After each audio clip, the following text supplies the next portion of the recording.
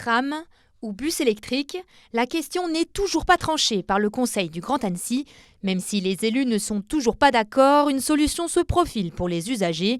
Mettre le projet de tram de côté sur l'axe Sénaux-Pringy afin de tester le busway sur la ligne du 1 vers le parc des Glaisins, une proposition plébiscitée par l'opposition. Là, nous avons 2 lignes sur les 5 que nous pouvons tester au cours de ce mandat.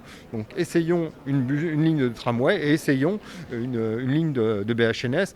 Les choix sont faits. Franchement, aller de l'hôpital jusqu'à Sénaux, c'est une très bonne chose en passant effectivement par les galeries Lafayette. Ça nous permettra de couvrir des zones à forte densité de population. Un début de consensus peut-être pour le maire d'Annecy dans l'attente de nouvelles études sur le premier itinéraire. Mais ce qui se trame derrière ce scénario, ce sont les surcoûts qu'il pourrait engendrer. 200 millions d'euros de plus dans le cas du tram. Et ce qui inquiète les habitants, c'est que cela pourrait peser bien plus lourd dans leur portefeuille. De toute façon, cet argent-là qui sera donc utilisé, il faut bien le récupérer quelque part. Alors, le récupérer quelque part, alors bien sûr, c'est facile de dire on va prendre sur le foncier. Oui, effectivement, on peut prendre sur le foncier, mais de façon modérée. On dit que la ville d'Annecy est chère pour les habitants, qu'ils soient propriétaires ou locataires. Que feront les propriétaires à Annecy?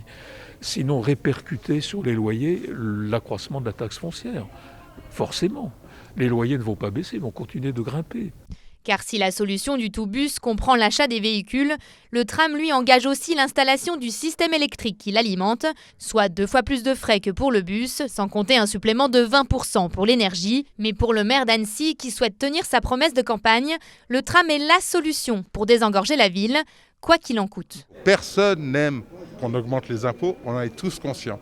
Mais ce qu'il faut voir derrière, c'est le développement économique, la réponse aux usagers, le fait qu'on ait un équipement comme le tram qui soit structurant. Et ça veut dire quoi structurant? Ça veut dire qu'on va avoir un urbanisme qui doit se rénover. Il faut savoir que notre ville est très attractive et qu'elle attire beaucoup de gens. Donc il va y avoir une nécessité de densification, on n'aura pas le choix. Pour le moment, le choix est discuté entre les conseillers communautaires et les conseillers municipaux. Le référendum populaire n'est pas encore à l'ordre du jour, sauf en cas d'impasse.